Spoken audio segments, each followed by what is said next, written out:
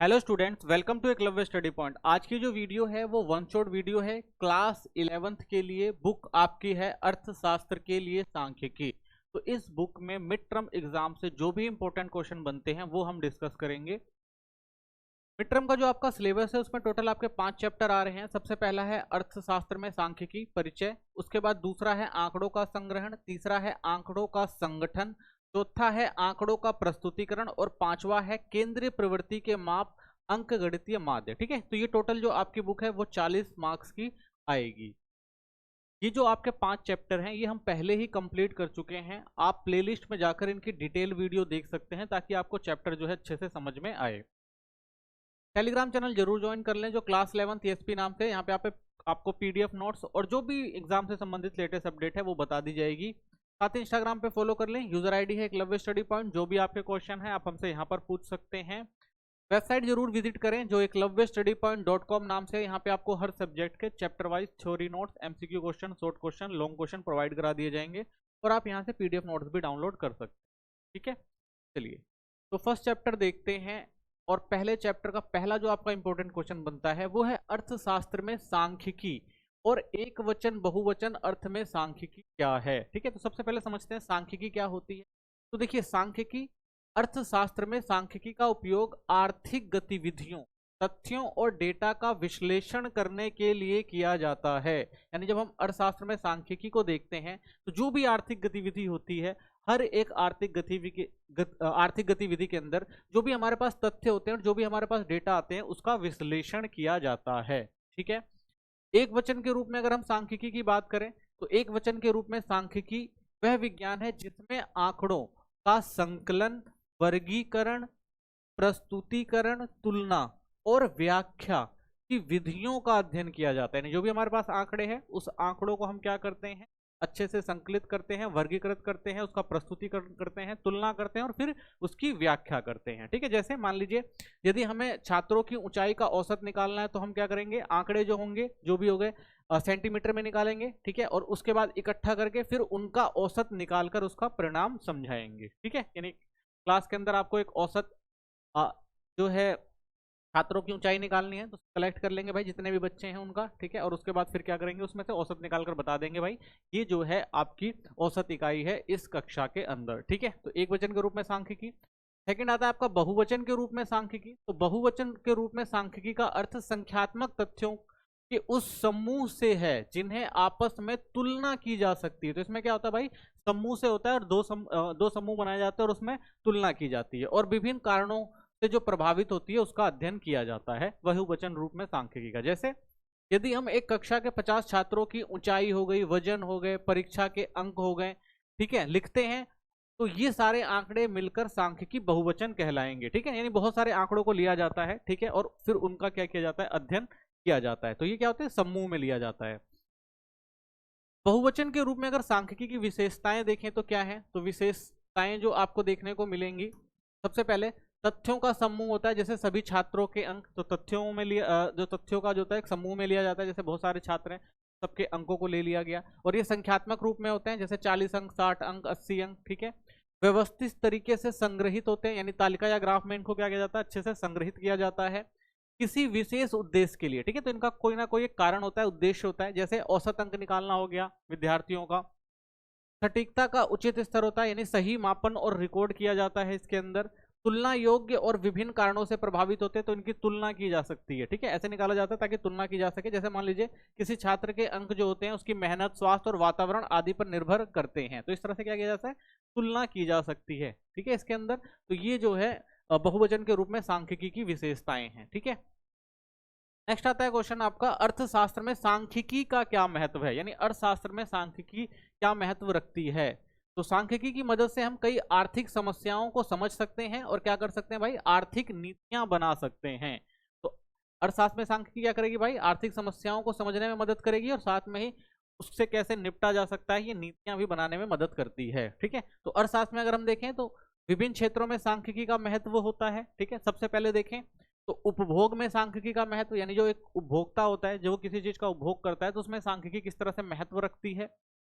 अलग अलग आय वाले लोग अपनी आय को अलग अलग तरीकों से खर्च करते हैं। तो सांख्यिकी की मदद से हम इन तरीकों के आंकड़ों के जरिए समझ सकते हैं कि इससे लोग अपना बजट ठीक से बना सकते हैं और जीवन स्तर को सुधार सकते हैं। यानी एक उपभोक्ता है, बहुत सारी चीजों का उपभोग करता है, उसके पास आय जो होती है वो सीमित होती है, तो उस सीमित आय में वो किस तरह से किन किन चीजों का इस्तेमाल करे, ये सांख्यिकी हमें सिखाती है। और साथ में क्या करती है भाई, बजट बनाने में महत्वपूर्ण भूमिका निभाती है, ताकि क्या कर सके भाई, हम अपने जो जरूरत की चीजें हैं उनका इस्तेमाल भी कर सकें और कुछ पैसे बचा भी सकें। ठीक है, तो उपभोक्ता के लिए सांख्यिकी इंपॉर्टेंट है।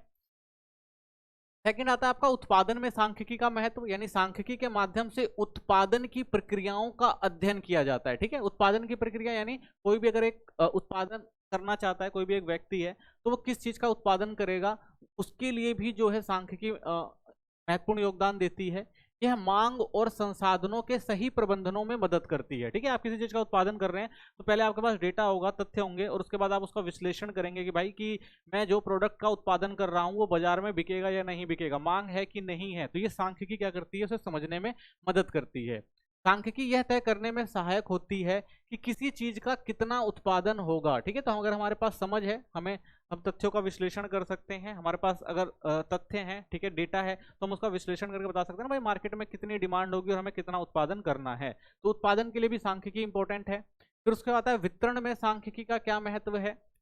वितरण का मतलब है भूमि हो गई, श्रम हो गया, पूंजी जैसे संसाधनों को उद्योग और देश के बीच बांटना, कि जो हमारे पास भाई है, श्रम है, पूंजी है, वो जो भी संसाधन है, तो उनको उद्योगों में किस तरह जो संसाधनों को उद्योग और देश के बीच, यानी उद्योग क्षेत्र में ज्यादा संसाधनों को लगाया जाए या लोगों के लिए लगाया जाए, तो ये समझ भी जो सांख्यिकी देती है। तो सांख्यिकी की मदद से वितरण से जुड़ी समस्याओं का हल निकाला जा सकता है और संसाधनों का सही उपयोग सुनिश्चित किया जा सकता है कि संसाधन किसको देने चाहिए, किसके पास संसाधनों की कमी है, ठीक है ना, किससे जो है ज्यादा फायदा होगा।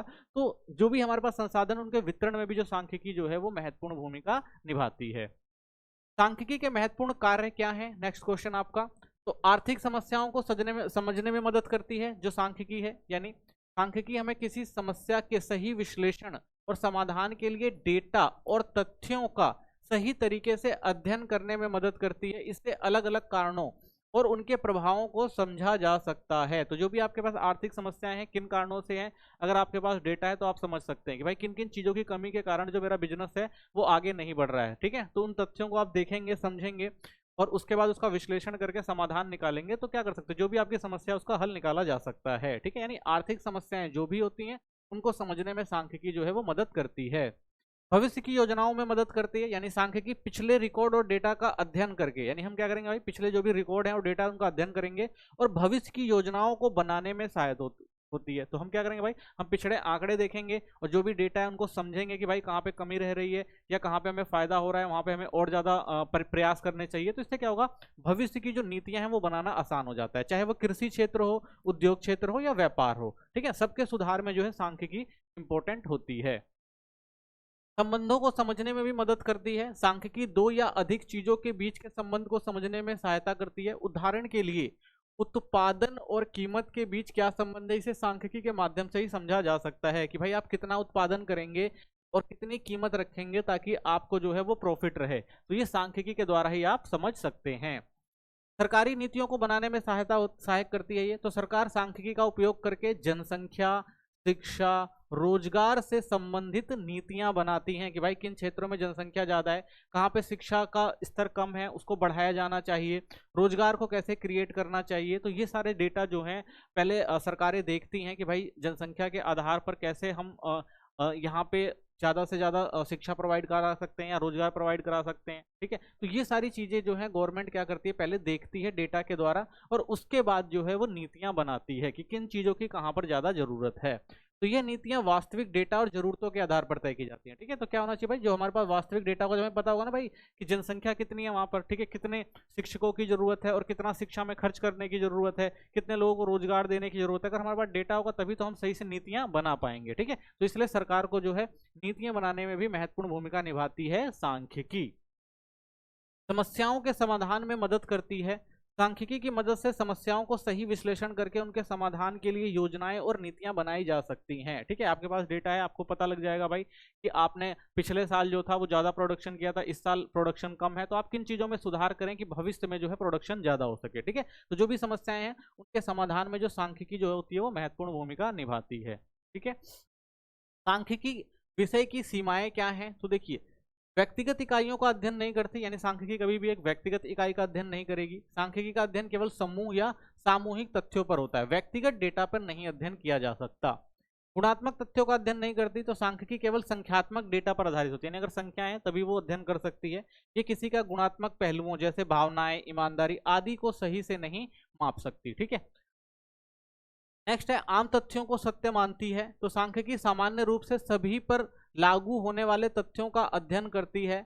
अपवाद, ये असमान मामलों को सही से नहीं देखती, तो सांख्यिकी भाई जो सामान्य रूप से दिखने वाली चीजें हैं उनको तो समझ जाती है, क्योंकि वहां पर जो तथ्य हैं तो तथ्यों के आधार पर तो वो अध्ययन कर सकती है। ठीक है, लेकिन अगर तथ्य सही नहीं है या तथ्यों में अगर कुछ गड़बड़ है तब हम उसको सही से नहीं दे सकते। ठीक है ना, तो असमान मामले हैं जिनको हम सही से समझ नहीं पा रहे हैं और वो सांख्यिकी रूप से हमारे पास मौजूद नहीं है, तो भी हम उसको सही से नहीं देख सकते। ठीक है,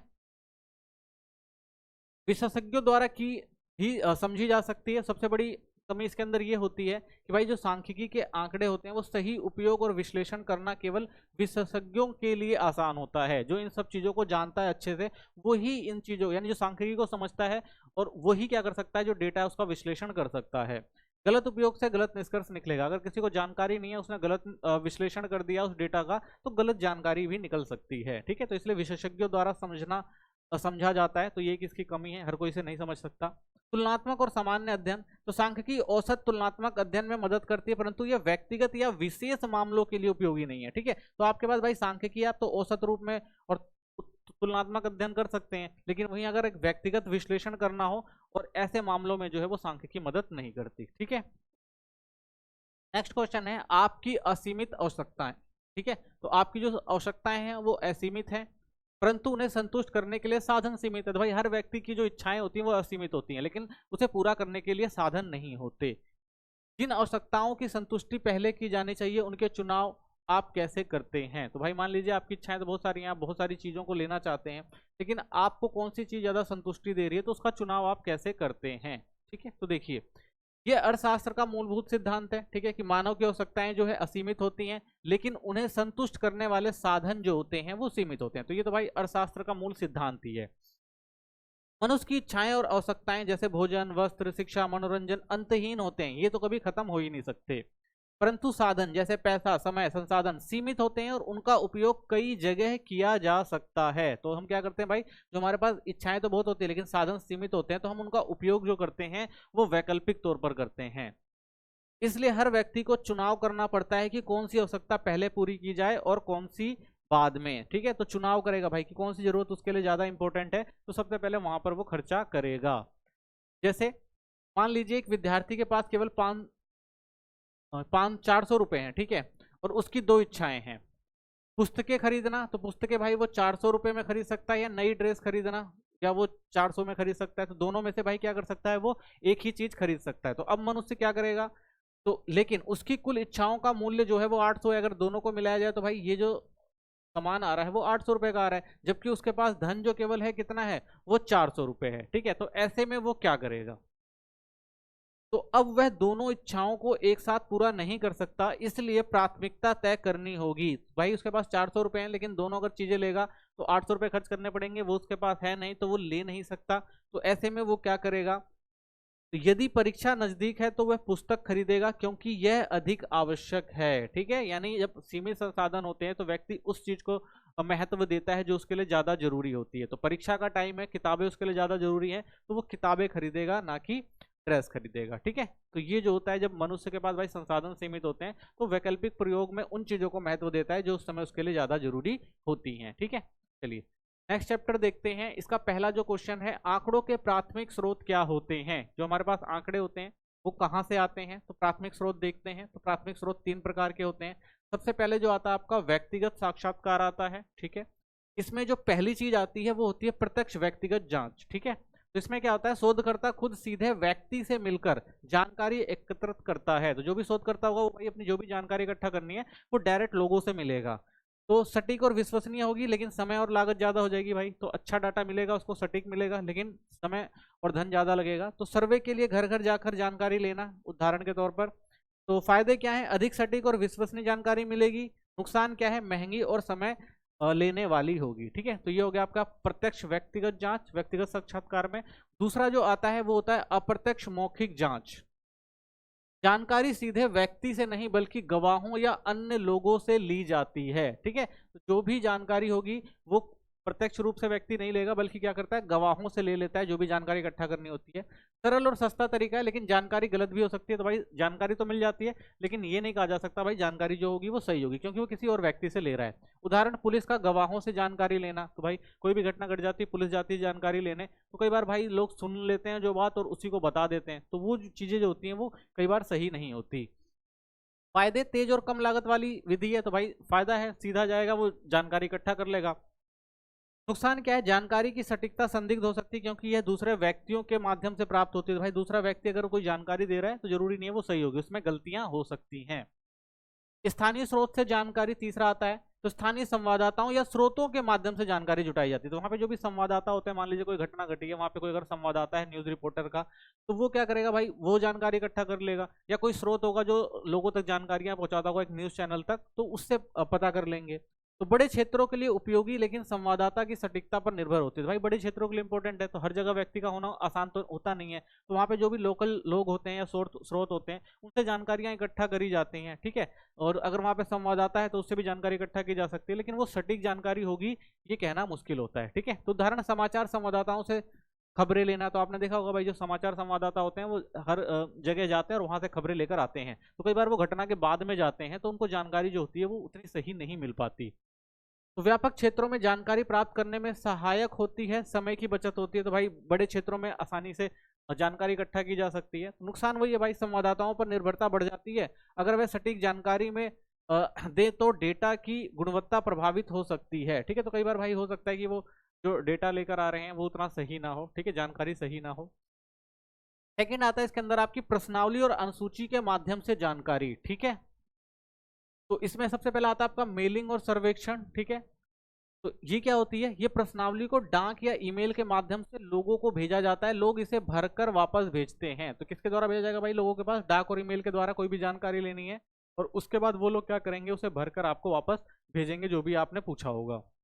उदाहरण, किसी उत्पाद ग्राहक की राय बनाने के लिए प्रश्नावली भेजना। जैसे आपने देखा होगा भाई कि कोई भी अगर आप सामान इकट्ठा करते हैं आजकल, तो आपको क्या आता है भाई, एक फीडबैक फॉर्म दे दिया जाता है कि भाई आप हमें बताइए। ठीक है, तो उस तरह से जानकारी इकट्ठा की जा सकती है। जैसे प्रश्नावली होती है ना उसके अंदर कि भाई आपको प्रोडक्ट पसंद आया तो रेटिंग दे। तो ये सारी जो चीजें होती हैं वो मेलिंग या फिर डाक के द्वारा लोगों से पूछी जाती हैं। फायदा, सस्ता, बड़े क्षेत्रों में लोगों तक पहुंचता है। तो भाई सस्ता है, ठीक है ना, डाक के द्वारा भेजना है या मेल के द्वारा भेजना है। प्रति जो प्रतिक्रिया दर होती है वो कम हो सकती है, क्योंकि लोग इसे भरकर वापस भेजने में रुचि नहीं रखते। तो बहुत सारे लोग भाई इसमें इंटरेस्ट नहीं लेते, रुचि नहीं रखते, तो ये इसका जो है नुकसान है। अगला आता है एनमोनेटर विधि। प्रशिक्षित एनमोनेटर प्रश्नावली को सीधे उत्तरदाताओं को व्यक्तिगत रूप से या फोन के माध्यम से देता है। तो इसमें क्या होगा भाई, एक एनमोनेटर होगा, उसको नियुक्त किया जाएगा, वो प्रश्नावली बनाएगा, या तो व्यक्तिगत रूप पे जाएगा या फोन करके लोगों से जानकारियां इकट्ठा करेगा, जो भी क्वेश्चन होगा उस क्वेश्चन को पूछेगा। फायदा क्या है, उच्च उत्तर दर, तत्काल प्रतिक्रिया और समायोजन, विस्तृत डेटा संग्रह। तो भाई तुरंत प्रतिक्रिया मिल जाती है। ठीक है, और बड़े क्षेत्र तक भाई ये चीज करी जा सकती है। ठीक है, लेकिन समस्या यही होती है भाई, ये महंगा और समय गहन, पक्षपात भी का जोखिम भी होता है कि भाई एक एनमोरेटर है, अगर वो कहीं पे जा रहा है तो अपने हिसाब से डेटा लेकर आएगा। ठीक है, सावधानियां, एनमोनेटरों को अच्छी तरह से प्रशिक्षित करें। तो सबसे पहले भाई उसको अच्छे से प्रशिक्षित करना पड़ेगा। ठीक है, प्रश्नावली का परीक्षण करना पड़ेगा कि भाई जो उसने प्रश्नावली बनाई है वो डेटा हमारे लिए सही है या नहीं है। ठीक है, और भरोसेमंद संबंध स्थापित करें, और भाई जिससे भी पूछ रहा है उसे भरोसा पहले हासिल करें ताकि वो सही से जानकारी दे पाए। तो ये सारी जो चीजें हैं पहले एनमोनेटर को सिखानी पड़ती है, तभी वो अच्छे से डेटा को जो है वो प्रश्नावलियों को तैयार करके और लोगों से पूछकर आप तक पहुंचा सकता है। ठीक है, थर्ड आता है टेलीफोनिक साक्षात्कार। ठीक है, ये तीसरा है आपका जो प्राथमिक स्रोत में से। इस विधि में शोधकर्ता फोन के माध्यम से व्यक्ति से सवाल पूछता है और जवाब रिकॉर्ड करता है। ठीक है, उदाहरण, किसी उत्पाद या सेवा के बारे में ग्राहकों की संतुष्टि जानने के लिए सर्वेक्षण कॉल करी जाती है। ठीक है, तो ये भी क्या होता है भाई, डायरेक्ट फोन करेगा और फोन करके जो भी जानकारियां हैं वो लेगा।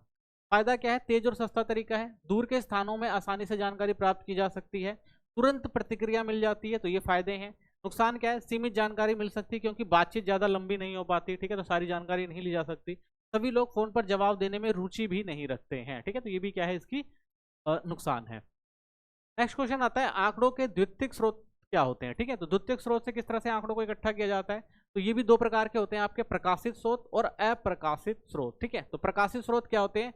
यह वह डेटा होता है जो पहले से प्रकाशित हो चुका होता है और सभी के लिए उपलब्ध होता है, यानी ये प्रकाशित है भाई, पब्लिक के पास है, ठीक है, उसे क्या कर सकते हैं हम आसानी से लेकर और अपना इस्तेमाल कर सकते हैं। ठीक है, इसमें कौन कौन सी चीजें आती हैं? सबसे पहले सरकारी रिपोर्ट और दस्तावेज, जैसे जनगणना, आर्थिक सर्वेक्षण, सामाजिक आर्थिक रिपोर्टें, तो ये सब चीजें क्या होती हैं भाई, पब्लिक डोमेन में होती हैं। आप क्या कर सकते हैं, डाटा लेके और अपने हिसाब से उसका इस्तेमाल कर सकते हैं।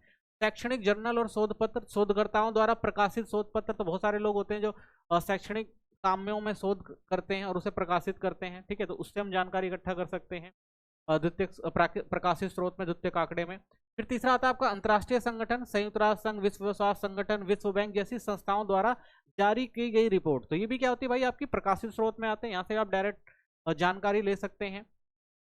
फोर्थ आता है समाचार पत्र और पत्रिकाएं, तो विभिन्न समाचार पत्र और पत्रिकाएं द्वारा प्रकाश लेख और रिपोर्ट, तो आपने देखा होगा भाई, हर जो एक समाचार पत्र और पत्रिकाएं होती हैं वो अपनी रिपोर्ट को जो है समय समय पर देती रहती हैं, तो ये भी क्या होते हैं, आपके द्वितीयक स्रोत होते हैं, पहले से जानकारी होती है और आप यहाँ से भी जानकारी ले सकते हैं। ऑनलाइन डेटाबेस आज के टाइम में बहुत इंपॉर्टेंट है, तो विभिन्न संस्थाओं द्वारा बनाया गया होता है, तो ऑनलाइन डेटाबेस में जैसे गूगल स्कॉलर आदि, तो बहुत सारे ऐसे डेटाबेस है जहां से भी आप जानकारी इकट्ठा कर सकते हैं। ठीक है, तो ये आपके जो होते हैं द्वितीयक स्रोत में प्रकाशित आंकड़े, ठीक है ना, जो प्रकाशित होते हैं और आप अपने हिसाब से इसको लेकर इस्तेमाल कर सकते हैं। सेकंड आता है अप्रकाशित स्रोत, तो यह डेटा होता है जो किसी विशेष संस्थागत व्यक्ति या संगठन द्वारा एकत्र किया जाता है, यानी कोई व्यक्ति हो सकता है, संगठन होता है, या कोई भी सर्वे करता है और डेटा इकट्ठा करता है, लेकिन इसे सार्वजनिक रूप से प्रकाशित नहीं किया जाता, तो वो इसे क्या करता है भाई, प्रकाशित नहीं करता, पब्लिक डोमेन में नहीं होता। ठीक है, इसे क्या करना पड़ता है, उस व्यक्ति से, संस्था से कॉन्टेक्ट करके लेना पड़ता है। जैसे सरकारी विभागों के आंतरिक रिकॉर्ड, तो कुछ सरकारी एजेंसियों के पास आंतरिक रिपोर्ट और डेटा होते हैं जो सार्वजनिक रूप से उपलब्ध नहीं होते हैं, यानी इनको सार्वजनिक नहीं किया जाता। ठीक है, जब विशेष जरूरत होती है तब इस डाटे का इस्तेमाल किया जाता है।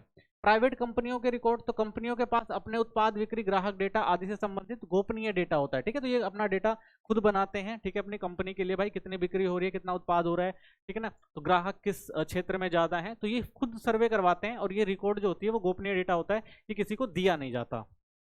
शैक्षणिक संस्थाओं के आंतरिक शोध होते हैं, जैसे कई बार शोधकर्ता या शैक्षणिक संस्था अपना शोध प्रकाशित नहीं करते। ठीक है, वो क्या करेंगे भाई, शैक्षणिक संस्थाएं शोध करेंगे लेकिन उसको वो प्रकाशित नहीं करते, लेकिन यह जानकारी उपलब्ध होती है। ठीक है, तो जानकारी तो होती है लेकिन लोग उसको जो है पब्लिक नहीं करते।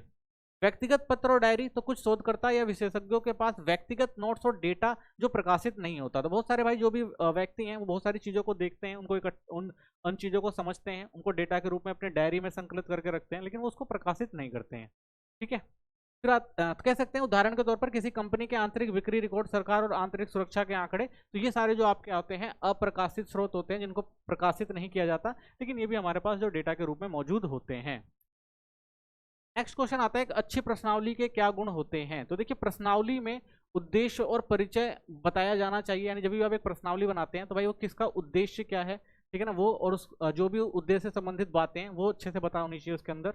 प्रश्नावली बहुत लंबी नहीं होनी चाहिए, तो ज़्यादा लंबी नहीं होनी चाहिए भाई, इतने सारे सवाल हो तो कोई जवाब ही ना दे।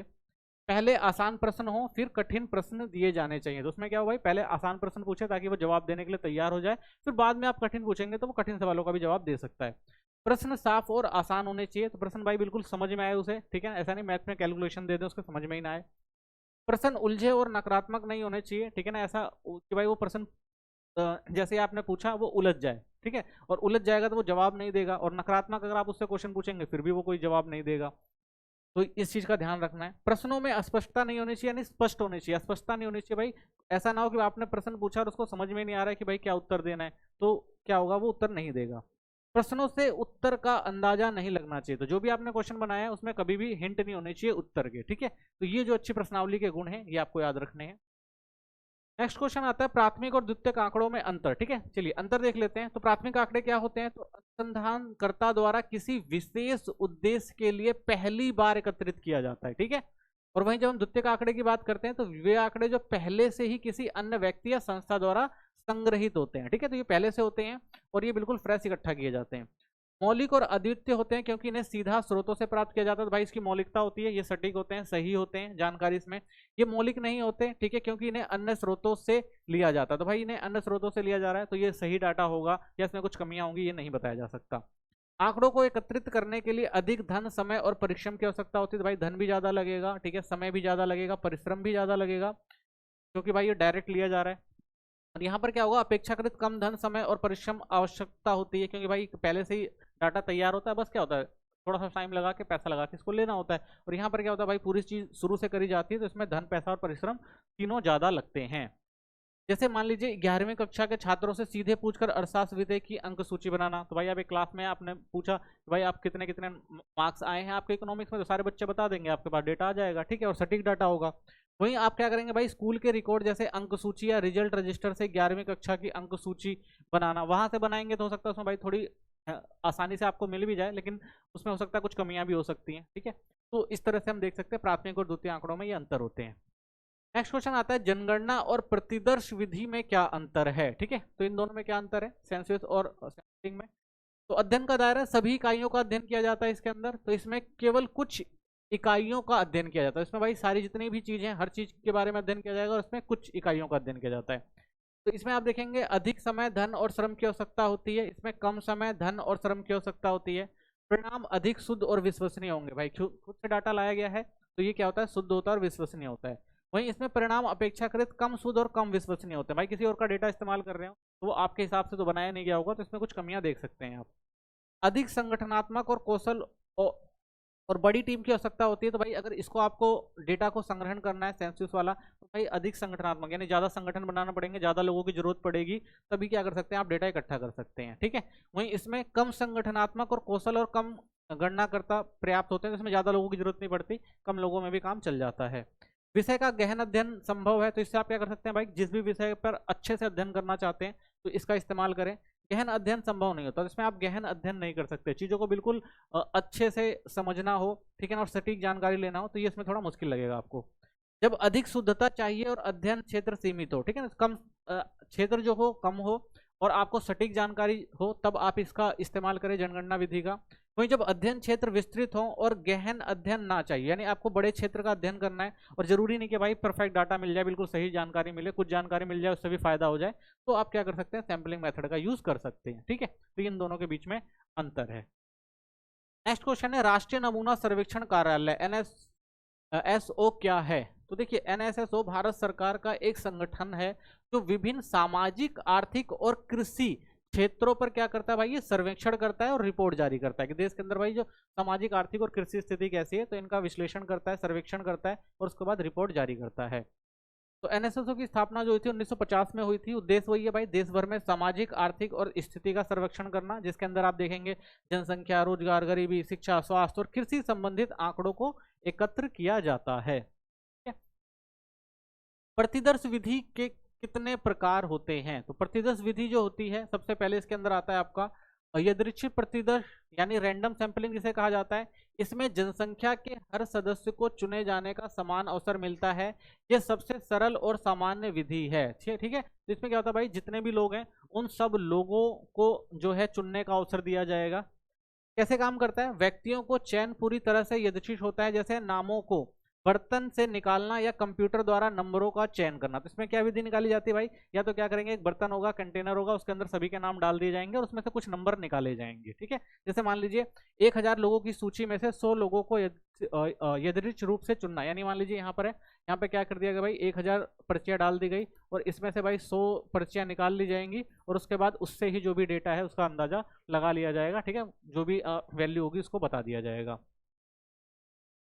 नेक्स्ट आता है आपका स्तृत प्रतिदर्श यानी स्ट्रैटिफिक सैंपलिंग। इसमें क्या होता है, जनसंख्या को उप समूहों या स्तरों जैसे उम्र हो गया, लिंग या आय समूह में विभाजित किया जाता है और प्रत्येक स्तर से आनुपातिक रूप से नमूने लिए जाते हैं, ठीक है। तो इसमें आनुपातिक रूप से लिए जाते हैं। कैसे काम करता है, जनसंख्या को विभाजित करने के बाद प्रत्येक समूह से यादृच्छिक नमूने लिए जाते हैं ताकि सभी समूहों को समुचित प्रतिनिधित्व हो, ठीक है। जैसे पुरुषों और महिलाओं को विभाजित कर दोनों से समान संख्या में लोगों का चयन करना, ठीक है। मान लीजिए अगर टोटल जो जनसंख्या है उस टोटल जनसंख्या में से क्या करेंगे भाई कि हम जैसे मान लीजिए 100 लोग हैं तो 100 लोग में से क्या किया जाएगा, 50 जो होगा वो वुमेन ले ली जाएंगी और 50 जो होगा वो मैन ले लिया जाएगा। ठीक है, फिर इनसे जो भी चीजें पूछनी होंगी वो पूछ ली जाएगी। ठीक है, और ये क्या करेंगे भाई, उस पूरे समूह का जो है वो प्रतिनिधित्व करेंगे। ठीक है, जितने भी वहां पे जनसंख्या, तो उसका जो प्रतिनिधित्व इन दो अनुपात में कर लिया जाएगा और इनकी जो भी राय होगी उसको बताया जाएगा। ठीक है, तो ये जो होता है ये विधि जो होती है वो स्तृत प्रतिदर्श विधि होती है। ठीक है, नेक्स्ट आता है आपका कोटा प्रतिदर्श। इसके अंदर क्या होता है, इसमें विभिन्न उप समूहों में से एक निश्चित संख्या या कोटा अनुसार व्यक्तियों का चयन किया जाता है, लेकिन यदृच्छिक रूप से नहीं किया जाता। तो इसमें क्या होता है भाई, शोधकर्ता विभिन्न उप समूहों का अनुपात तय करते हैं और उस अनुपात में लोगों से जानकारी इकट्ठा करते हैं।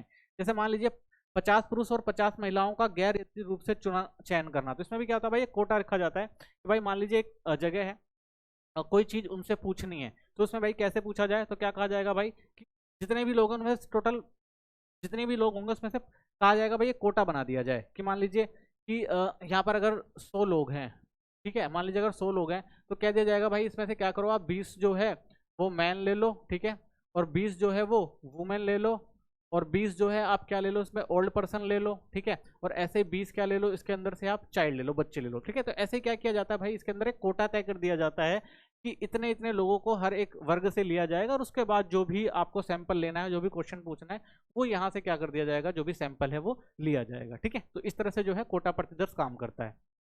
नेक्स्ट आता है सविचार प्रतिदर्श। इसमें क्या होता है, इसे निर्णात्मक नमूनाकरण भी कहा जाता है। इसमें केवल उन व्यक्तियों का चयन किया जाता है जो शोध के लिए सबसे उपयुक्त या प्रासंगिक होते हैं। ठीक है, तो इसमें क्या किया जाएगा भाई, देखा जाएगा कौन सा व्यक्ति जो है ज्यादा सही काम कर सकता है, इंपॉर्टेंट है, सही जानकारी दे सकता है, तो उससे जो है ले लिया जाता है जो भी डेटा लेना होता है, जो भी चीजें पूछनी होती है। तो कैसे काम करता है, शोधकर्ता उन प्रतिभागियों को चुनते हैं जो अध्ययन के उद्देश्य के लिए सबसे ज्यादा उपयोगी हैं। ठीक है, जैसे किसी विशेष विषय पर विशेषज्ञों का चयन करना, जैसे किसी तकनीकी मुद्दे पर केवल विशेषज्ञों से राय लेनी। ठीक है, तो मान लीजिए आपको सर्वेक्षण करना है और पूछना है भाई यहाँ पे बीमारियां क्यों फैल रही हैं, तो आप क्या करेंगे, एक डॉक्टर को लेंगे और उस डॉक्टर से जानकारी इकट्ठा कर लेंगे। ठीक है, तो आपको सारी जानकारी पता लग जाएगी। ठीक है, तो इसे क्या कहा जाता है, सविचार प्रतिदर्श।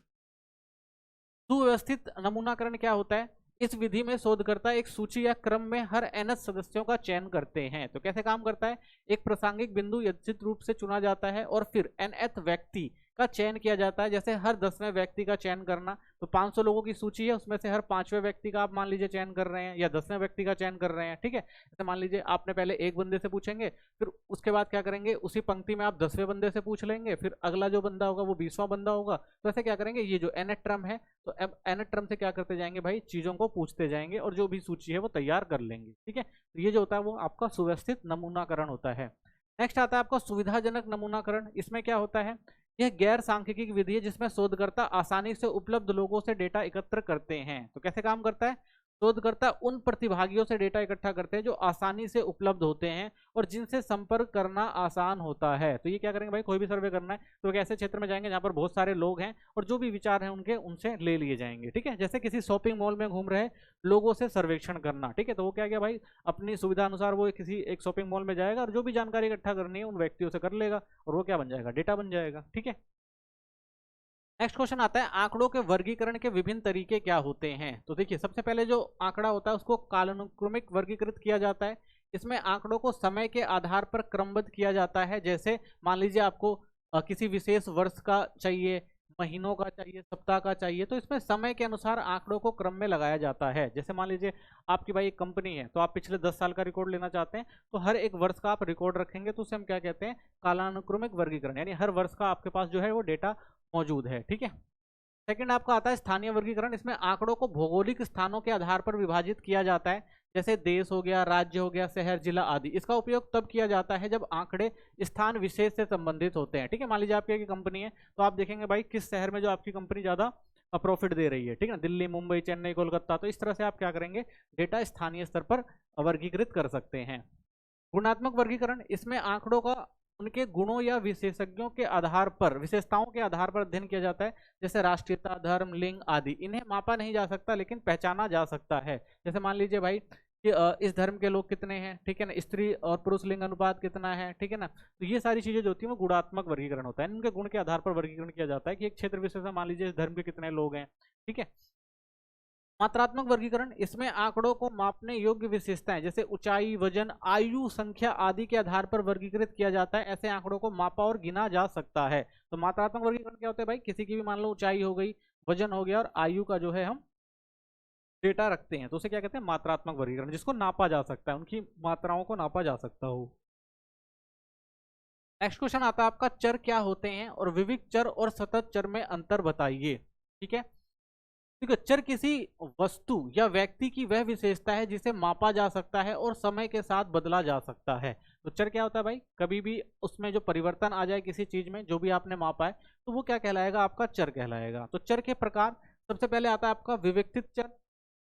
यह चर केवल गिने जा सकने वाले निश्चित मान होते हैं, इसके मान एक एक करके बढ़ते हैं और बीच में कुछ नहीं आता। ठीक है, तो ये क्या करते हैं, एक एक स्टेप वाइज बढ़ते हैं।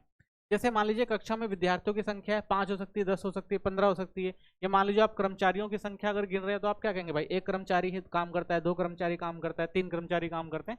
तो ऐसे क्या करते हैं, आपको गिन सकते हैं। तो इसे क्या कहते हैं, विविक्त चर। ठीक है, तो ये लाइन वाइज चलते हैं, ठीक है ना, एक के बाद एक। वहीं जब हम सतत चर की बात करते हैं, ये चर किसी भी मान को ले सकते हैं, चाहे वे पूरे हो या दशमलव में हो। सीमाओं के बीच अनगिनत मान ले सकते हैं। ठीक है, सतत चर क्या होता है भाई, कोई भी मान लिया जा सकता है। जैसे इसके अंदर मान लीजिए ऊंचाई है, तो ये आपकी 105.5 भी हो सकती है, 160.8 सेंटीमीटर भी हो सकती है।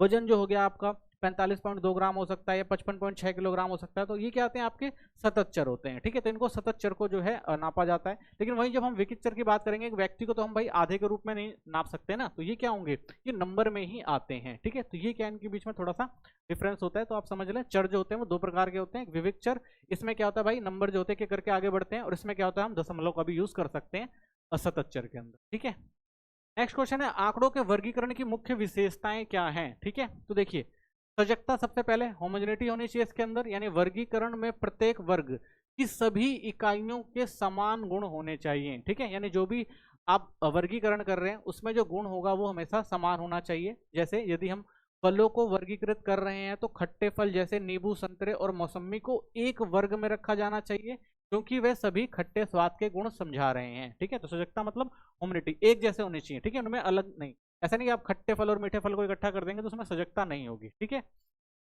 स्पष्टता होनी चाहिए, वर्गीकरण स्पष्ट और सरल होना चाहिए ताकि कोई भ्रम ना हो, यानी जो भी आपके पास डेटा है आपको भ्रमित ना करे, जो डेटा आप चाहते हैं वही डेटा होना चाहिए।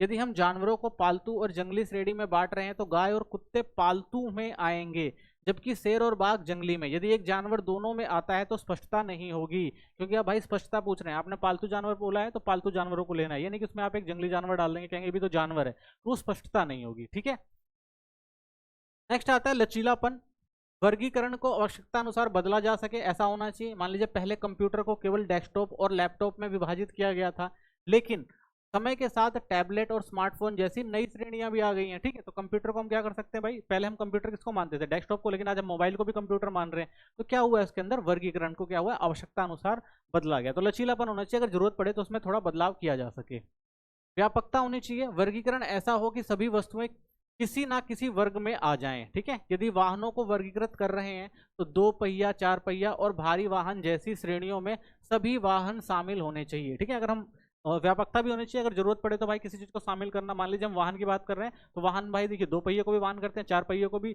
और 8 पहिए को भी वाहन करते हैं। तो हम क्या कर सकते हैं भाई, अगर हमें जरूरत पड़े तो हम क्या कर सके, इनको इकट्ठा यानी एक में यूज किया जा सके। ठीक है, तो ये जरूरी है, व्यवस्था होनी चाहिए उसके अंदर, यानी वस्तुओं को किसी ना किसी वर्ग में लाया जा सके। अध्ययन के उद्देश्यों के अनुरूपता होनी चाहिए। ठीक है, यानी वर्गीकरण उस उद्देश्य के अनुसार होना चाहिए जिसके लिए किया जा रहा हो। तो भाई जिस उद्देश्य के लिए हम वर्गीकरण कर रहे हैं ये जानना भी जरूरी है। ठीक है, यदि किसी स्वास्थ्य अध्ययन के लिए भोजन को वर्गीकृत किया जा रहा है, यानी हम स्वास्थ्य से संबंधित चीजों को क्या कर रहे हैं भाई, अध्ययन कर रहे हैं, तो हमें याद रखना पड़ेगा कि भाई उसे स्वास्थ्यवर्धक और हानिकारक श्रेणी में रखा जाए। जब स्वास्थ्य की बात आएगी और भोजन की बात आएगी तो स्वास्थ्य में या तो वो हानिकारक होगा या तो क्या होगा, वो स्वास्थ्यवर्धक होगा। ये नहीं कि इसमें हम एक नई श्रेणी बना ले, ना कि स्वादिष्ट और कम स्वादिष्ट। ठीक है ना, तो जब भोजन की बात करेंगे स्वास्थ्य से जुड़ा हुआ है, जुड़ा हुआ है, तो वो क्या होगा, हानिकारक होगा या स्वादवर्धक होगा। ये नहीं कि भाई कि स्वादिष्ट होगा या कम स्वादिष्ट होगा। ठीक है, तो इसकी बात हम नहीं करेंगे। तो हमें क्या होना चाहिए भाई, हमारा जो अध्ययन है वो स्पष्ट होना चाहिए, पता होना चाहिए हम किस पे बात कर रहे हैं। अगर हम स्वास्थ्य बात कर रहे हैं तो स्वास्थ्य का मतलब भाई अगर हम भोजन करेंगे स्वास्थ्य रहने के लिए तो या तो क्या होगा भाई, वो हमारे फायदा पहुंचाएगा यानी स्वास्थ्य को अच्छा करेगा, या हमारे स्वास्थ्य को क्या करेगा, वो नुकसान करेगा। ये नहीं कहेंगे भाई कि स्वास्थ्य की बात कर रहे हैं तो जो स्वादिष्ट है वो खाना चाहिए और जो कम स्वादिष्ट है उसको नहीं खाना चाहिए, ठीक है। तो हमें उद्देश्य पता होना चाहिए कि भाई जो हम डेटा इकट्ठा कर रहे हैं या जो भी हम वर्गीकरण कर रहे हैं उसका जो अनुरूप है वो बिल्कुल सही है, ठीक है। नेक्स्ट चैप्टर देखते हैं। अगले चैप्टर का जो पहला इंपॉर्टेंट क्वेश्चन बनता है आपका, बारंबारता वितरण क्या है और इसके घटक बताइए, ठीक है। तो बारंबारता वितरण वह तरीका है जिससे आंकड़ों को विभिन्न समूहों में बांटा जा सकता है, ठीक है। जो हमारे पास आंकड़े हमको क्या कर सकते हैं, अलग अलग समूहों में बांट सकते हैं ताकि यह पता चल सके कि कौन सा मान कितनी बार आता है, ठीक है। तो हमारे पास अगर भाई बहुत सारे डाटा एक साथ आया हुआ है तो हमें क्या करना पड़ता है, उसे वर्गीकृत करना पड़ता है भाई कि उस डाटा के अंदर कौन सी चीज ज्यादा है, कौन सी चीजें कम है, तो ये हम उसमें आसानी से पता लगा सकते हैं। मुख्य घटक इसके अंदर आप देखेंगे सबसे पहले आता है वर्ग क्लास। इसमें क्या होता है, मानों को अलग अलग समूहों में बांटा जाता है, इन्हें वर्ग कहते हैं। जैसे मान लीजिए भाई कि हमारे पास बहुत सारा डाटा है, उस डाटा को हमें इकट्ठा करना है। अगर हम एक सीरीज में करेंगे तो बहुत ज्यादा, मान लीजिए 1 से अगर मैं 1000 तक का आपको डाटा देता हूं तो आप ऐसे लिखेंगे डाटा में बहुत ज्यादा टाइम लगेगा। वहीं आप क्या करते हैं, वर्ग क्लास में डाल देते हैं तो वो थोड़ा आसान हो जाता है। जैसे 0 से 10, 10 से 20, 20 से 30, तो ये क्या करता है भाई, डेटा को आसान बनाता है। तो इसे क्या कहा जाता है, वर्ग क्लास। सेकंड आता है वर्ग सीमाएं। इसमें क्या होता है, निम्न वर्ग सीमा और ऊपरी वर्ग सीमा होती है। किसी वर्ग का जो सबसे छोटा मान होता है वो क्या होता है, निम्न वर्ग, और जो सबसे बड़ा मान होता है उसे हम क्या कहते हैं, ऊपरी वर्ग। जैसे 0 से 10, तो ये आप देखेंगे ये आपका निम्न हो गया और ये हो गया ऊपरी, ठीक है। वर्गांतर, किसी भी वर्ग की ऊपरी सीमा और निम्न सीमा का अंतर, ठीक है। तो उसे हम क्या कहते हैं, वर्ग अंतर। जैसे मान लीजिए 10 20 है, इनके बीच का जो अंतर कितना है वो 10 होगा, यानी 20 में से 10 गया तो 10, तो इनके बीच का अंतर 10 है, तो उसे हम क्या कहते हैं, वर्गांतर कहते हैं, ठीक है। नेक्स्ट आता है वर्ग आवृत्ति, क्लास फ्रीक्वेंसी। किसी वर्ग में आने वाले मदों की संख्या इसे f से दर्शाते हैं, ठीक है। यानी कोई मद जो है कितनी बार आया है, मान लीजिए 1 से 10 तक आपको कोई संख्या दी हुई है और 1 से 10 के बीच में जो मान लीजिए 1 हो गया, 2 हो गया, 3 हो गया, फिर उसके बाद आप 4 4 कर दें, ठीक है, फिर 5 कर दें, फिर 6 6 कर दें, ठीक है, 7 कर दें। तो ऐसे आपको अगर संख्या दी गई है टोटल 10, तो इसमें आप देखेंगे कि भाई कि जैसे आप 4 देखेंगे कितनी बार आया है, 2 बार आया है, तो 2 क्या हो गया, इसकी फ्रीक्वेंसी हो गई। ऐसे 6 जो है वो 2 बार आया है तो 2 क्या, 6 अगर 2 बार आ रहा है तो 2 इसकी क्या हो जाती है, फ्रीक्वेंसी हो जाती है, ठीक है। तो इसे हम क्या कहते हैं, किसी वर्ग में आने वाले मदों की संख्या, ठीक है। नेक्स्ट आता है सापेक्ष आवृत्ति। क्या होती है, जब आवृत्ति को कुल आवृत्ति के अनुपात में या प्रतिशत में आपको बदलना होता है तब उसे हम क्या कहते हैं, सापेक्ष आवृत्ति। कैसे निकाली जाएगी भाई, जो आपकी कुल वर्ग आवृत्ति है अपॉन में रखेंगे कुल वर्ग आवृत्ति, और क्योंकि प्रतिशत निकालना है तो इंटू कर देंगे 100 से, तो आपकी आ जाएगी सापेक्ष आवृत्ति, ठीक है। नेक्स्ट आता है मध्य मूल। वर्ग चिन्ह निकालना हो, मिड वैल्यू निकालनी हो तो कैसे निकालेंगे, तो मिड वैल्यू निकालने का होता है भाई जो आपकी ऊपरी सीमा है, जो निचली सीमा है, अपॉन में 2 रख के डिवाइड कर दें तो आपका क्या आ जाएगा, मध्य मूल आ जाएगा, ठीक है। नेक्स्ट है अपवर्जी श्रृंखला। क्या होती है, तो एक वर्ग की ऊपरी सीमा अगले वर्ग की निम्न सीमा के बराबर होती है, तो इसे हम क्या कहते हैं, अपवर्जी सीमा। जैसे आप देखेंगे 0 से 10, 10 से 20, ठीक है, तो 0 से 10 हो गया और 10 से 20 हो गया, ठीक है, और 20 से 30 हो गया, तो ये क्या होगी आपकी अपवर्जी। यानी कि देखिए ये जो होती है इसके बराबर होती है, ये जो होती है इसके बराबर होती है, तो इसे क्या कहते हैं, अपवर्जी श्रृंखला कहते हैं, ठीक है। नेक्स्ट आता है समावेशी श्रृंखला। एक वर्ग की ऊपरी सीमा भी उसी वर्ग में गिनी जाती है, तो इसमें आप देखेंगे भाई ये देखिए 0 से 9 हो गया और फिर आपका हो गया 10 से 19, ठीक है, फिर आपको देखेंगे तो यहाँ पे आपका 20 से हो गया 29, ठीक है। इसे हम क्या कहते हैं, समावेशी श्रृंखला कहते हैं। तो इस समावेशी श्रृंखला को हम अपवर्जी भी बना सकते हैं। कैसे बना सकते हैं, यहाँ पर आप क्या कर दीजिए प्लस 0.5 और यहाँ पे क्या कर दें माइनस 0.5, तो हमारी क्या बन जाएगी, अपवर्जी श्रृंखला। कैसे, देखिए 0 है, अगर इसमें हमने प्लस कर दिया तो कितना हो जाएगा 9.5, और वहीं हमने इसमें माइनस कर दिया तो ये हो जाएगा आपका 9.5, ठीक है। इसमें प्लस कर देंगे तो कितना हो जाएगा आपका 19.5, ठीक है। तो इस तरह से क्या कर सकते हैं, आप इसको अपवर्जी श्रृंखला में भी कन्वर्ट कर सकते हैं। नेक्स्ट आता है आपका प्रास रेंज कहते हैं, जिसमें सबसे बड़ा और सबसे छोटा मान का अंतर होता है। यानी आपके पास जो भी मान दिया होगा, मान लीजिए 1 से लेके आपको 50 तक का अगर मान दिया हुआ है, ठीक है, तो इसमें आपको पूछता भाई परास निकाली, तो आप क्या करेंगे, बड़े वाले मान में से क्या करेंगे, छोटे वाले को माइनस कर देंगे, तो 49 जो आपकी रेंज आ जाएगी, इसे परास कहा जाता है, ठीक है। तो परास अधिकतम मान से क्या करें भाई, न्यूनतम मान को माइनस कर दे तो आपका परास निकल जाता है, ठीक है। आरोही क्रम में व्यवस्थित करते हुए निम्न आंकड़ों की सहायता से विखंडित आवर्ती श्रेणी की रचना कीजिए, ठीक है। तो इसमें क्या कह रहा है भाई कि जो आंकड़े दिए हुए हैं, ठीक है, और उसके बाद क्या कह रहा है, आवर्ती श्रेणी की रचना करनी है। तो इसमें ये देखिए आपके पास टोटल डेटा दिया हुआ है, तो इसमें हमें क्या कह रहा है भाई, आवर्ती श्रेणी बनानी है। तो आवर्ती श्रेणी कैसी बनेगी, सबसे पहले देखिए अंक लिखने हमें यहाँ पर, फिर उसके बाद मिलान चिन्ह और फिर बारंबारता लिखनी है, ठीक है। तो इसमें क्या होता है, देखिए सबसे पहले देखेंगे इसमें सबसे छोटी संख्या कौन सी है, अगर आप देखेंगे तो सबसे छोटी संख्या 4 है, ठीक है, और सबसे बड़ी संख्या देखेंगे 9 है, यानी 4 से 9 तक इसमें संख्याएं होंगी। अब इसमें हमें देखना है कि भाई पहले 4 है इसमें, तो 4 है, ठीक है। 4 कितनी बार है, आप देखेंगे 4 आपको 2 बार दिखाई दे रहा है, तो आप 4 कितनी बार आया, 2 बार, तो इसे हम क्या कहते हैं, बारंबारता कहते हैं। 2 बार आया, मिलान चिन्ह 1 2 ऐसे लिखा जाता है, ठीक है। उसके बाद हम देखेंगे इसके 4 के बाद क्या था, 5, तो 5 कितनी बार है, 1 हो गया, 1 बार है, ठीक है। और उसके बाद 2 3 4 5, 5 बार है, तो हम यहाँ पे लिखेंगे 5, और ये हो जाएगा चिन्ह 1 2 3 4, और ये ऐसे कर देते हैं, ये 5वां होता है, ठीक है। नेक्स्ट आता है अब 6, तो 6 देखेंगे इसमें कितनी बार है, 1 2 3 4, तो 4 बार है, तो ये हमारा आ जाएगा 1 2 3 4, ठीक है। इसे ऐसे हम क्या करते हैं, मिलानचिल लिखते हैं। उसके बाद 7 देखेंगे, तो 7 कितनी बार है, 7 1 बार है, 2 बार है, ठीक है, 3 बार है, और ये भी कितनी बार है, 4 बार है, ठीक है। 1 2 3 4, तो 4 बार, तो ये भी हमारा 4 बार आ गया, तो हम यहाँ पे क्या कर देंगे, इसको 4 बार लिख देंगे, ठीक है। तो हमारा जो था 6 जो था वो कितनी बार था, 1 2 3 4 बार, और जो हमारा 7 था वो भी कितनी बार आया, 1 2 3 4 बार, ठीक है। फिर उसके बाद 8 देखेंगे कितनी बार है, तो 8 देखेंगे, 8 हमारा 1 2, ठीक है, 3, तो 3 बार हमारा हो गया आपका 8, तो ये 1 2 3 ऐसे लिखा जाएगा। फिर 9 देखेंगे कितनी बार है, तो 9 हमारा हो गया 1 बार, ठीक है, और ये हो गया 9 हमारा 2 बार, ठीक है। तो 9 हमारा है 2 बार, तो यहाँ पे लिखेंगे 2, ठीक है। तो ये हो गया हमारा। अब इसको टोटल कर दो आप, कितना आएगा अगर देखते हैं, तो 4 8 2 10 5 3 8 10 20, ठीक है। तो ये टोटल आ गया कितना आपका 20। तो इस तरह से आप क्या कर सकते हैं, जो भी खंडित आवर्ती श्रेणी है उसकी रचना कर सकते हैं, ठीक है, सिंपल सा। नेक्स्ट क्वेश्चन देखते हैं, सारणी तालिका प्रस्तुतिकरण के गुण और सीमाएं बताइए। यानी जब सारणी में किसी चीज को प्रस्तुत करते हैं तो उसके गुण और सीमाएं क्या होती हैं। तो देखिए, ये आसान और समझने में सरल होता है, जैसे हमने बनाया है, देखा बिल्कुल आसान और सरल समझा जा सकता है। आंकड़ों के विश्लेषण को आसान बनाती है, तो हम उसको आसानी से समझ सकते हैं। चीजों की तुलना करना आसान हो जाता है, तुलना कर सकते हैं भाई कौन सी चीज ज्यादा है कौन सी कम है, ठीक है। कम जगह में अधिक जानकारी दी जा सकती है, तो भाई थोड़ी सी जगह में हम पूरी जानकारी बता सकते हैं आसानी से। आंकड़ों को साफ सुथरे तरीके से दिखाती है, तो आंकड़े हम बिल्कुल अच्छे से समझ जाते हैं, ठीक है ना, कॉम्प्लिकेशन नहीं होता। सीमाएं, तालिका बनाने के लिए आंकड़ों को अच्छी तरह समझना जरूरी है, तो भाई जब भी आप आंकड़े बनाएंगे तो इसकी सीमाएं हैं, उसको अगर अच्छे से समझेंगे तभी अच्छी तालिका बना सकते हैं। ये आंकड़ों के बारे में संक्षेप में जानकारी देती है, पूरी जानकारी समझने में कठिनाई होती है। तो भाई आपने अगर कोई आंकड़ा बना दिया है, टेबल में बना के दे दिया है, तो आप आंकड़े देखेंगे तो आप वो आंकड़े पूरी जानकारी नहीं होती उस आंकड़ों में, ठीक है। आपको उन आंकड़ों को समझने के लिए उसे विस्तारित रूप से पढ़ना या समझना पड़ता है, ठीक है। तो ये इसकी सीमाएं हैं। नेक्स्ट क्वेश्चन है, आदर्श सारणी की प्रमुख विशेषताएं लिखिए। यानी जब हम एक आदर्श सारणी बनाते हैं तो उसकी प्रमुख विशेषताएं क्या होती हैं।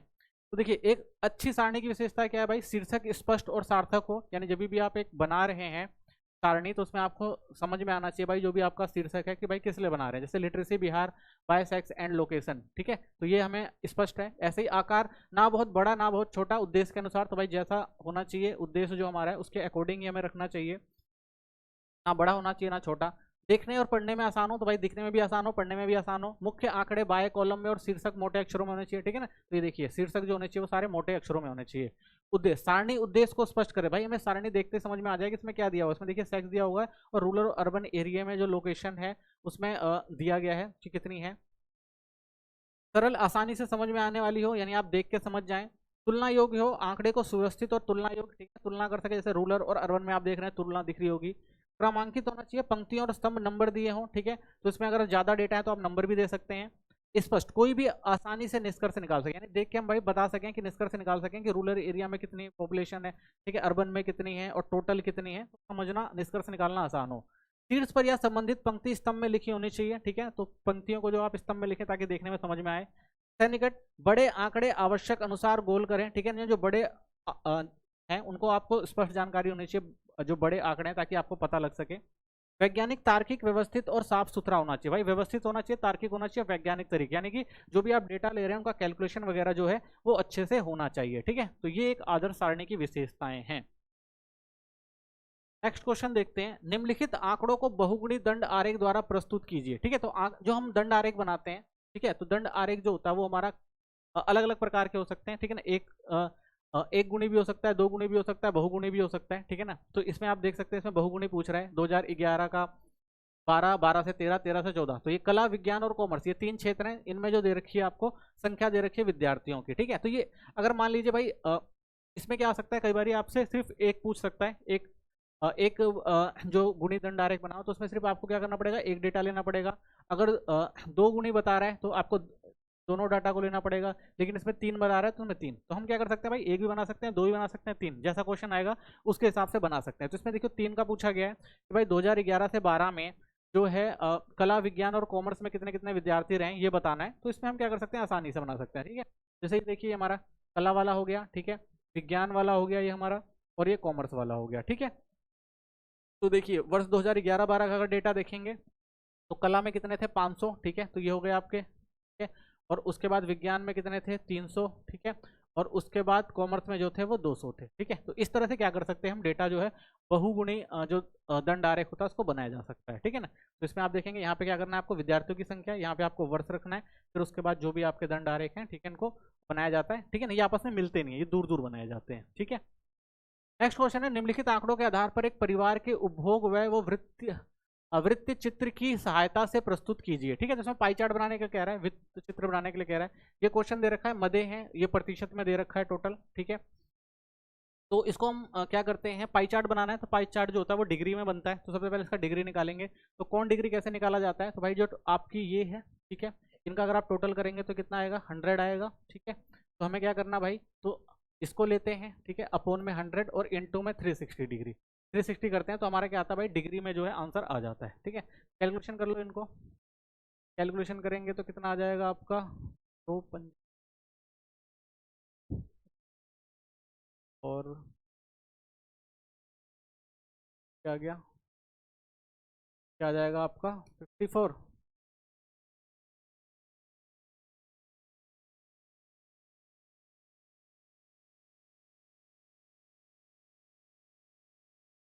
ठीक है, 54 आ जाएगा।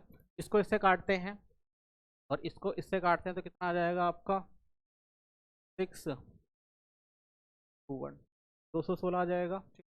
इसको इससे काटते हैं, इसको इससे काटते हैं तो कितना बचा आपका, 36, तो यहाँ पे 36 आ जाएगा, ठीक। इसको इससे काटते हैं, 5 टू द 10, इसको काटते हैं तो कितना आएगा आपका 18, हो गया 18 डिग्री, ठीक है। उसके बाद ये इससे कट जाएगा, ये इससे कट जाएगा, तो कितना बचा आपके पास 36, क्या आ गया आपका 36, ठीक है। तो ये आपका आ गया, ठीक है। इनको अगर आप टोटल करेंगे तो आपका 360 ही आएगा, ठीक है। फिर इसको क्या करना पड़ता है, हमें पाई चार्ट बनाना पड़ता है। तो हम क्या करते हैं, एक सर्कल लेते हैं, फिर एक सर्कल के अंदर हम यहाँ पे डी रखेंगे और उसके बाद 216 का जो है वो एंगल यहाँ बन जाएगा आपका, ठीक है। फिर कितने का था 54, यहाँ पे आ जाएगा 54, फिर कितना था आपका 36 का आ जाएगा, फिर ये था 18 डिग्री और फिर ये जो आएगा आपका कितने का आएगा 36 डिग्री, ठीक है। तो इस तरह से क्या कर सकते हैं आप, पाई चार्ट बना सकते हैं, सिंपल सा, ये आपको याद रखना है। कौन डिग्री निकालना, तो यहाँ पे क्या होता है भाई, जो नंबर होता है आपका और जो टोटल होता है वो नीचे रखते हैं और इनटू में 360 कर देते हैं तो आपका डिग्री निकल कर आ जाती है, ठीक है। नेक्स्ट क्वेश्चन देखते हैं, अगला है, निम्नलिखित आंकड़ों से समान ग्राफ पेपर से कम और से अधिक ऊंचाई खींचिए, ठीक है। तो से कम और से अधिक वाला कैसे बनता है, तो देखिए ये डेटा दे रखा है आपको 0 से 20, 20 से 40, 40 से 60, 60 से 80, 80 से 100, तो से कम और से अधिक बनाना है। तो संचय आवृत्ति कैसे बनाई जाती है, तो देखिए इसमें कह रहा है से कम, तो 20 से कम होगा, 40 से कम होगा, 60 से कम, 80 से कम और उसके बाद 100 से कम, ठीक है। तो इस तरह से बनाया जाएगा। तो अगर हम बात करते हैं 20 से कम की बात करेंगे, तो 20 से कम की बात करेंगे तो भाई 20 से कम यानी 0 से 40 के बीच में क्या है, 0 से 20 के बीच में क्या है 40, तो 20 से कम क्या होगा 40, ठीक है।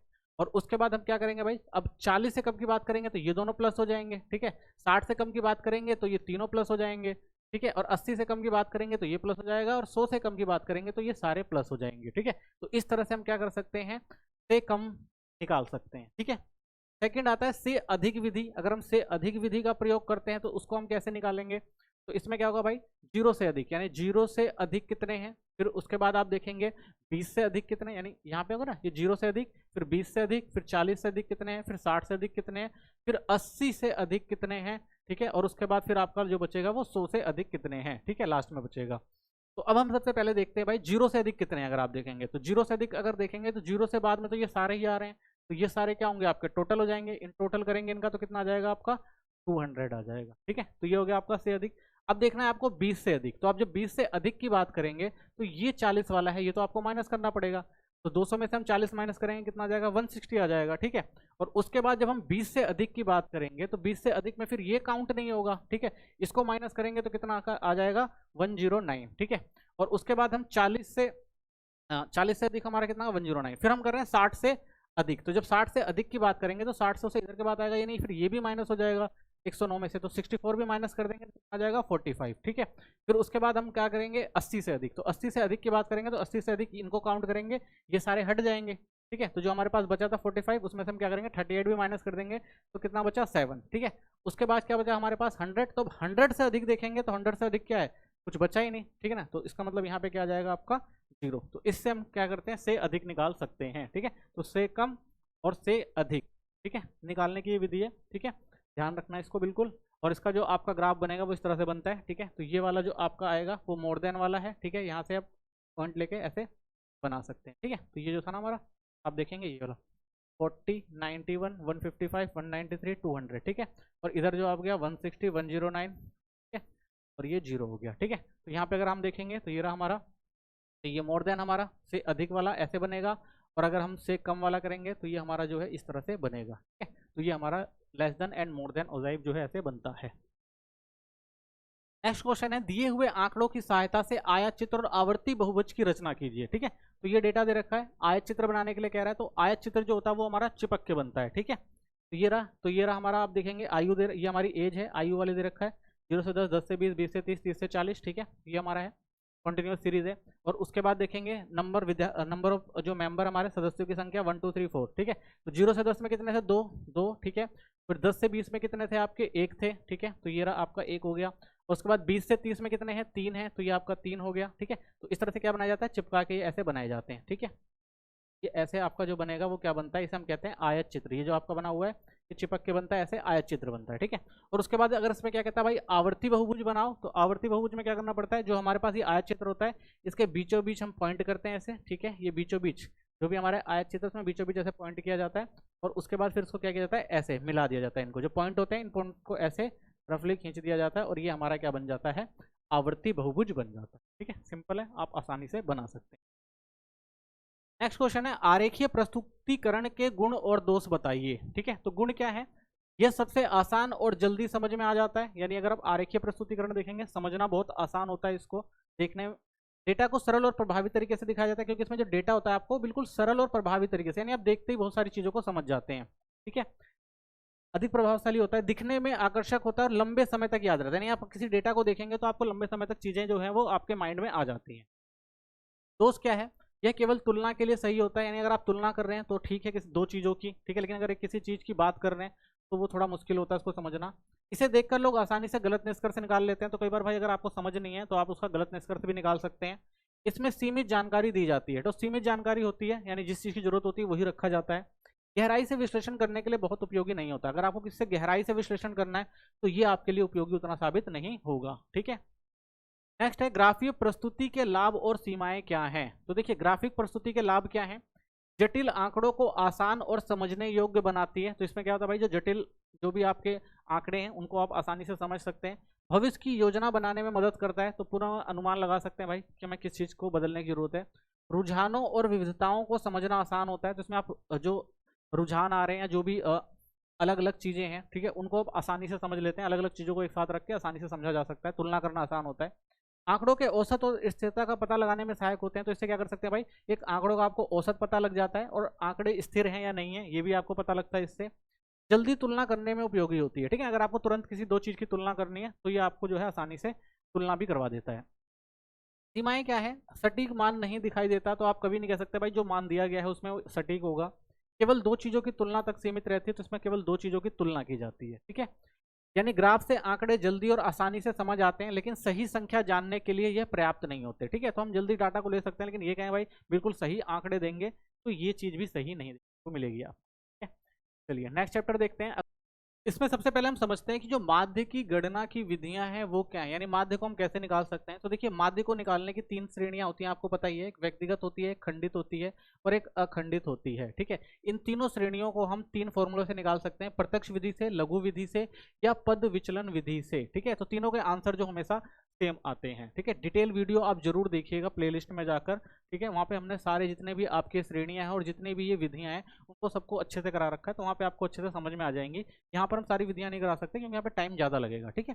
फिर भी आप फॉर्मूले ये जो है वो सारे जरूर याद कर लेना, क्योंकि एमसीक्यू में जो है कई बार ये फॉर्मूले आपको पूछे जाते हैं, ठीक है। तो कुछ एग्जाम्पल के तौर पर क्वेश्चन कर लेते हैं हम। तो देखिए पहला क्वेश्चन है, यदि निम्नलिखित वितरण का माध्य 28 है तो लुप्त आवर्ती का पता लगाएं। ठीक है, तो इसमें आपको ये डेटा दे रखा है, यहाँ पे आपको माध्य दे रखा है, और यहाँ पर आपको क्या कह रहा है भाई, ये फ्रीक्वेंसी जो गायब है 15 आयु की उसको निकाल के दिखाइए। ठीक है, तो इसमें हमें दिया नहीं है भाई कौन सा फॉर्मूला लगाना है, तो हम क्या करते हैं इसमें डायरेक्ट फॉर्मूला लगा देते हैं।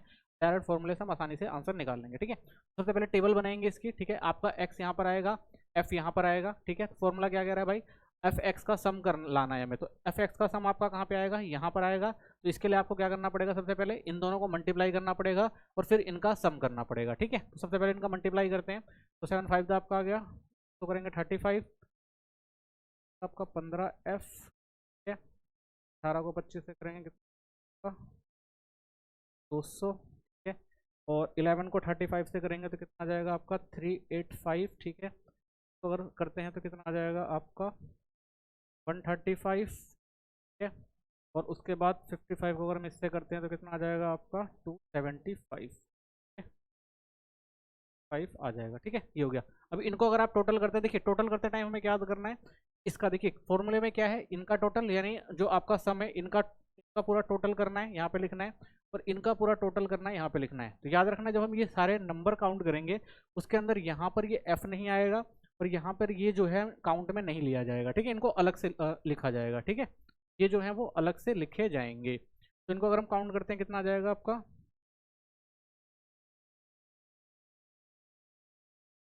34, ये आपका 34 प्लस एफ आ जाएगा।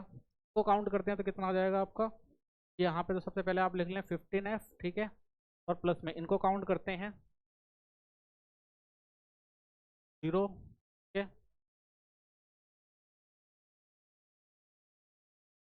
3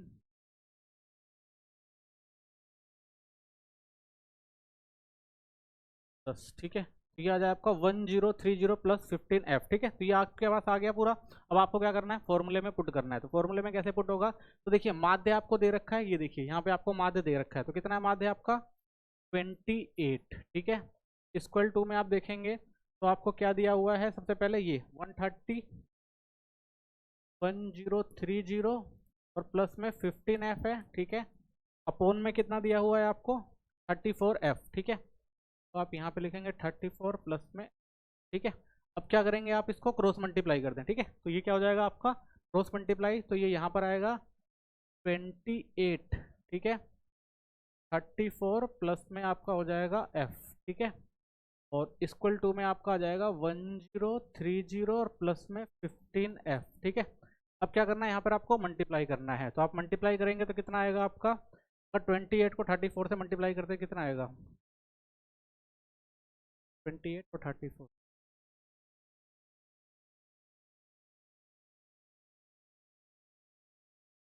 2 आएगा, 5 आएगा,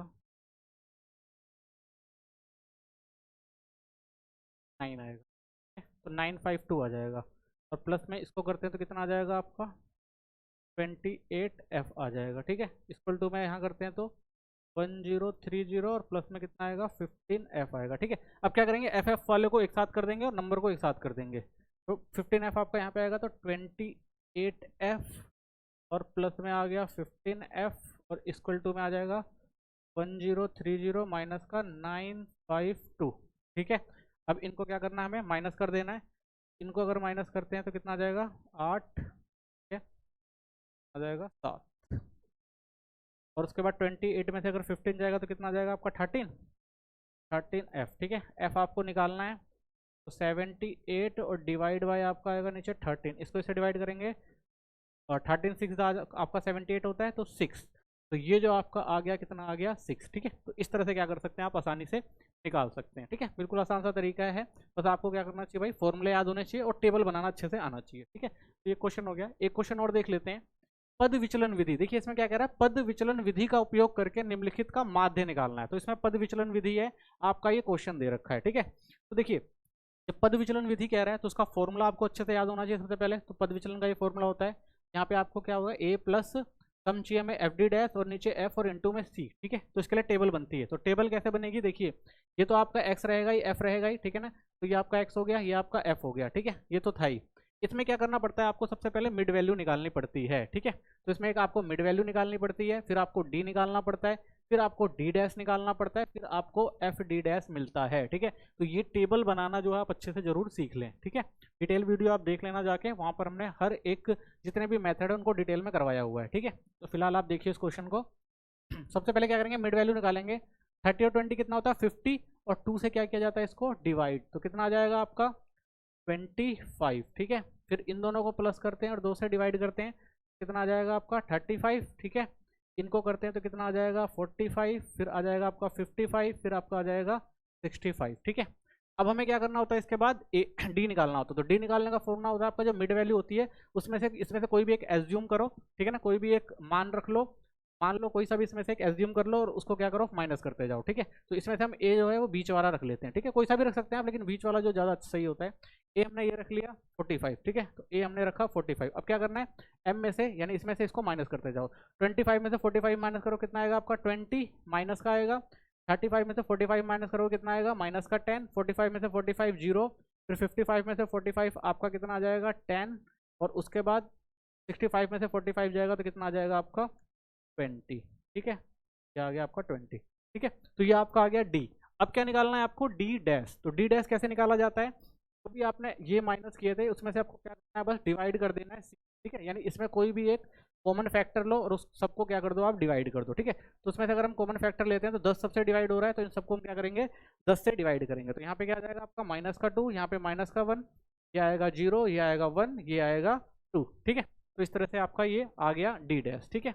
अब फॉर्मूला क्या भाई, हमें एफ डी निकालना है। तो एफ क्या है आपका ये है, ठीक है, और डी जो आपका डी डैश जो है ये है। तो इन दोनों को क्या करेंगे आप, इन दोनों को मल्टीप्लाई करेंगे। तो जैसे 8 को अगर आप 2 से करेंगे तो माइनस का 16, ठीक है। 15 को आप 1 से करेंगे तो यहाँ पे आएगा आपका माइनस का 15।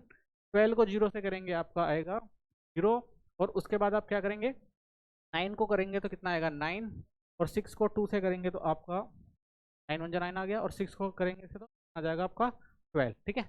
ये आपकी जो आ गए डी डैश आ गए, ठीक है। तो इनको अगर आप देखते हैं डी डैश आपका आ गया। अब इनको कैलकुलेट करके देखिए, ये दोनों माइनस के हैं तो ये कितने हो जाएंगे, अगर आप देखेंगे तो ये माइनस का 31 होगा, ठीक है। इन दोनों को अगर प्लस करेंगे तो ये आपका प्लस का 21 होगा, और माइनस प्लस माइनस होता है, तो यहाँ पर आपका आ गया माइनस का 10, ठीक है। अगर सम एफ डी आपका आ गया माइनस का 10, ठीक है। अब इन एफ को प्लस करते हैं, कितना आ जाएगा आपका 50, ठीक है। ये आपका आ गया कितना 50, तो ये टोटल आपका सम आ जाएगा 50। अब फॉर्मूला पुट करेंगे, ठीक है। तो ये हमारा पूरा टेबल कंप्लीट हो गया, टेबल को आपको बिल्कुल अच्छे से समझना है। अब हमें क्या करना है, ए हमने क्या मांगना था, तो देखिए ये मीन निकाल रहे हैं हम, तो मीन निकाल रहे हैं। ए हमने माना था 45, तो यहाँ आ गया 45 प्लस, और एफ डी कितना आया आपका सम माइनस का 10, ठीक है। और अपॉन में सम कितना आया था 50, तो यहाँ पे आ गया 50, और कॉमन जो आपने लिया था वो कितना था आपका 10, तो यहाँ पे आ गया आपका 10, ठीक है। तो अब क्या करेंगे 10 से 10 कट जाएगा, इसको इसे डिवाइड करेंगे तो ये माइनस का 2 हो जाएगा। तो आपका जो मीन आएगा 45 और प्लस और माइनस का आपका बचा 2 आ जाएगा मीन आपका। इसको अगर हम माइनस करते हैं कितना 43, तो ये आपका आ गया 43, ठीक है। तो इस तरह से आप क्या कर सकते हैं, आसानी से पद विचलन विधि के द्वारा मीन निकाल सकते हैं, ठीक है। बस आपको क्या करना है, ये टेबल जो है अच्छे से समझ लेनी है और फॉर्मूला जो है वो याद रखना है, ठीक है। इस तरह से आपका 43 ये आ जाएगा, ठीक है। नेक्स्ट क्वेश्चन है आपका अंक गणितीय माध्य के गुण और दोष बताइए, ठीक है। तो जो हम अंक गणितीय माध्य निकालते हैं इनके गुण और दोष क्या हैं, तो सबसे पहले मेरिट देखते हैं। सरल और आसान गणना है, केवल जोड़ गुणा और भाग का ज्ञान होने पर कोई भी इसे निकाल सकता है, ठीक है, सिंपल है। निश्चित परिणाम सूत्र पर आधारित होते हैं, हर व्यक्ति को एक ही उत्तर मिलेगा, यानी जो भी निकालेगा भाई सबका आंसर जो आएगा सेम आएगा। सभी प्रक्षेपणों पर आधारित होता है, इसमें सभी मानों को शामिल किया जाता है, इसलिए यह प्रतिनिधि माना जाता है। तो भाई इसमें सभी जो मान होते हैं सभी मानों को भी शामिल किया जाता है। नमूनों के उतार चढ़ाव से कम प्रभावित होता है, यानी बड़ी संख्या में मानों के होने पर स्थिर औसत देता है, यानी कितना बड़ा भी मान होगा जो औसत आएगा वो स्थिर ही आएगा, ठीक है। दोष क्या है, चरम मानों से प्रभावित होता है, यानी बहुत बड़े या छोटे मान औसत को बिगाड़ देते हैं, यानी अगर बहुत ज्यादा बड़े मान होंगे तो भी बिगाड़ देंगे और बहुत छोटे होंगे तो भी जो ये सही रिजल्ट नहीं देते। गुणात्मक आंकड़ों पर अनुपयुक्त, यानी ईमानदारी सौंदर्य जैसे गुणात्मक लक्षणों पर इसे नहीं निकाला जा सकता, ठीक है। तो इसके लिए क्या चाहिए भाई, आपको डेटा चाहिए, ठीक है ना, आपको संख्या चाहिए तभी आप निकाल सकते हैं, नंबर में ही निकलेगा ये। काल्पित या अव्यावहारिक परिणाम, जैसे किसी कक्षा में औसत छात्र संख्या 15.6 आ रही है, तो ये भाई कई बार काल्पित हो जाते हैं, अव्यावहारिक भी दिखाई देंगे। जैसे मान लीजिए एक क्लास में औसत बच्चों की संख्या निकालनी है, अगर आता है 16.6, तो भाई 0.6 में बच्चे थोड़ा नहीं नापे जा सकते, तो ये क्या होता है भाई, कई बार काल्पित या अव्यावहारिक परिणाम दे देता है। इस प्रकार अंकगणितीय माध्य उपयोगी और लोकप्रिय हैं, लेकिन चरम मानों का गुणात्मक आंकड़ों में इसे सावधानी से प्रयोग करना चाहिए। ठीक है, तो अंकगणितीय माध्य तो उपयोगी होता है, लोकप्रिय भी है, लेकिन उसकी कुछ सीमाएं हैं। ठीक है, तो इसको उसके हिसाब से हमें देखना चाहिए। ठीक है, इस तरह से ये दोस्त खत्म होते हैं इसके, और वीडियो भी हमारी खत्म होती है। चैनल को सब्सक्राइब करें, वीडियो को लाइक करें, कोई कमेंट है तो जरूर करें। धन्यवाद।